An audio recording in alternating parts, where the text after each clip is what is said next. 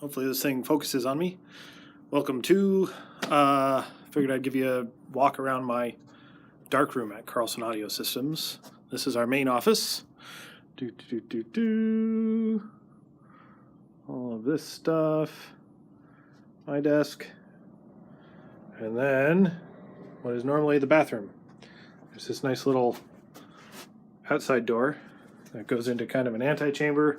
If it's daylight, I can black that window out, but it's night now, so I shouldn't have to. And then we come in here. We've got some Duvetine over this window. My timer on the wall. Sink. And my trays all laid out. Development, stop, fix. Try not to splash anything on the toilet paper.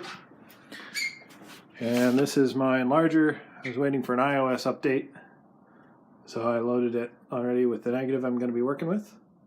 It's in there. I don't know. Yeah, can't see much inside of there. It's a Beseler 23C, the anti-Newton 6x9, I think, is the largest I can do with that. I've got a Wollensak 90mm lens on here on a lens board I actually made that's a little bit off. You can see the alignment's not quite right, and that's just, I think, because the lens board isn't sitting straight.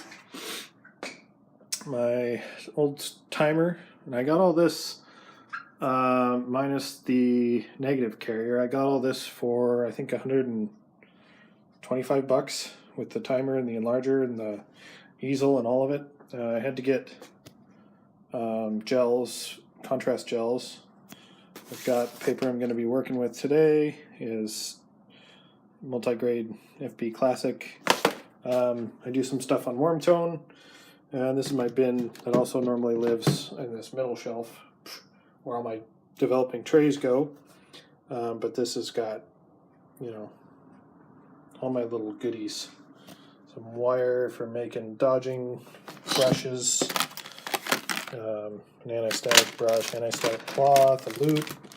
This is a light table I'm borrowing from a friend of mine. That is not my paper cutter. I use that one most of the time. And then my safe light and all my chemicals. And, oh, my bulk film loader that I just put a bunch of Ilford HP5 in. Pretty cool. So this thing wheels in there behind the door, and the door just barely closes.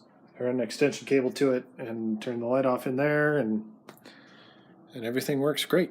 It's pretty fun. Oh, and then this, just on the other side of this here, is the drying rack. Gets used for other stuff too. There's some other goodies that came with the Enlarger. There's a heated mixing thing I don't use, some more filters that I cut to the wrong, well, they actually still work with the Enlarger, but the way I'm doing it now is a little bit better. And some other goodies in there. A frame I hope to fill up. Some plastines, all sorts of good stuff. And then a PreSonus mixing console. If you want to buy a PreSonus mixing console, give us a call. We don't freaking use them anymore, so there's that. All right, I'm gonna go make some pictures. So here we are, Enlarger. Oh, I can't stand back far enough on its little cart. And the trays in here. That's where my safe light lives. I've emptied that out. Oops, and then me making a mess. Whoops. Usually I don't do that. My rinse tray, filters and paper usually live over there somewhere. And then this door closes. And yeah, not much more room for anything else. Okay, didn't get any footage of actually being in the darkroom. That'd be probably difficult with this iPod I'm shooting on anyway. So this is my test strip, 2-second intervals. I picked somewhere near the nub of that thing, actually. Wound up doing 12-second exposures. Well, actually, first I tried an 8-second. I wound up with this guy. Turn you sideways here. So that's an 8-second. I thought it was a little too light, so I moved over and did a 12-second. can see the base comes out a little bit more there. But I moved something, so I got this line along the bottom. Redid it. Wound up with these. And then printed 2 of these for a friend of mine who wants them to give to some of his, I think his brother and father or father-in-law. Can't remember now. Anyway, drying rack in action.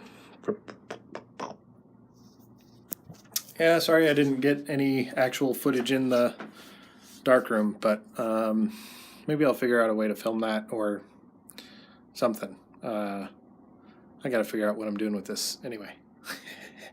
But should be fun. Come along for the trip. Maybe I'll I want to film some shooting with the RB67 also. It's a pretty interesting camera. It's not like any 35mm thing you've ever shot on. It's not like any digital thing you've ever shot on. You've got to be really slow.